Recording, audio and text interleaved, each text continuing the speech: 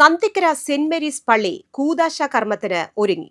Nandikkara saint Mary's പള്ളിയിൽ നവദേവാലയ കൂദാശയും തിരുനാളും May 26 മുതൽ 31 വരെ നടത്തുമെന്ന് ഭാരവാഹികൾ പുതുക്കാട് വാർത്താസമ്മേളനത്തിൽ അറിയിച്ചു.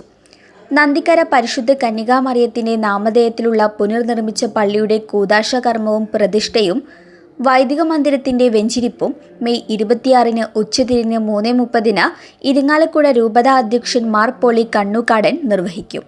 മെയ് 29, 30, 31 തീയതികളിലായി പരിശുദ്ധ കന്യകാമറിയത്തിന്റെയും വിശുദ്ധ സെബസ്ത്യാനോസിന്റെയും സംയുക്ത തിരുനാളും ആഘോഷിക്കും.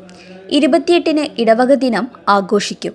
അന്നേ ദിവസം രാവിലെ 11:30 സമർപ്പിത സംഗമം, വൈകിട്ട് 5:30 വിശുദ്ധ കുർബാന, 6:30 സംയുക്ത വാർഷികം, 29 വൈകിട്ട് 5:30 തിരുനാൾ കൊടിയേറ്റം, തുടർന്ന് വിശുദ്ധ കുർബാന, 30 രാവിലെ 6:30 വിശുദ്ധ കുർബാന, കൂട് തുറക്കൽ, അമ്പ് വെഞ്ചിരിപ്പ്, വൈകിട്ട് 10:30 അമ്പ് പ്രദക്ഷിണ സമാപനം.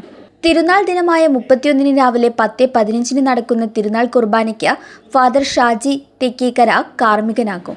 ഫാദർ ജോജി കല്ലിങ്ങൽ സന്ദേശം നൽകും. വൈകിട്ട് 4:30 തിരുനാൾ പ്രദക്ഷിണം. ജൂൺ 1 പൂർവികരുടെ ഓർമ്മദിനം ആചരിക്കും. രാവിലെ 6:30 പൂർവികർക്ക് വേണ്ടിയുള്ള വിശുദ്ധ കുർബാന ഉണ്ടായിരിക്കുന്നതാണ്.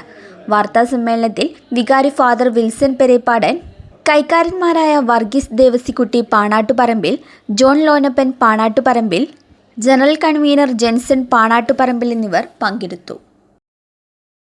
നന്ദിക്കര സെന്റ് മേരീസ് ദേവാലയത്തെ ക്ഷണിക്കുകയാണ്. ഏറെക്കാലത്തെ ആഗ്രഹവും സ്വപ്നവുമാണ് ഈ ദേവാലയ പൂർത്തീകരണത്തിലൂടെ സംഭവിക്കുക. നന്ദിക്കരയ്ക്ക് പുതിയ മാനം നൽകാനായിട്ട് ഈ ദേവാലയത്തെ സഹായകരമാകും എന്ന് ഞങ്ങൾ വിശ്വസിക്കുകയാണ്. പ്രത്യേകം നിങ്ങളേവരെയും സ്നേഹപൂർവ്വം ക്ഷണിക്കുന്നു. കൂദാശ കർമ്മത്തിന് പ്രധാന കാർമ്മികത്വം വഹിക്കുന്നത് ഇരിങ്ങാലക്കുട മെത്രാൻ അഭിമന്യ പോളി കണ്ണൂക്കാടൻ പിതാവാണ്. പോളി കണ്ണൂക്കാടൻ പിതാവിനെ നന്ദിക്കര സ്കൂൾ പരിസരത്ത് നിന്ന് സ്വീകരിക്കും. തുടർന്ന് കൂദാശ കർമ്മം, വെഞ്ചിരിപ്പ്, സ്നേഹവിരുന്ന്. അതിൽ ഇരിങ്ങാലക്കുട രൂപതയിലെ എല്ലാ വികാരി ജനറൽമാരും പങ്കെടുക്കും. ഒപ്പം നന്ദിക്കര വികാരിമാരായിരുന്ന മുൻ വികാരിമാരായിരുന്ന പുരോഹിതരും പങ്കെടുക്കും.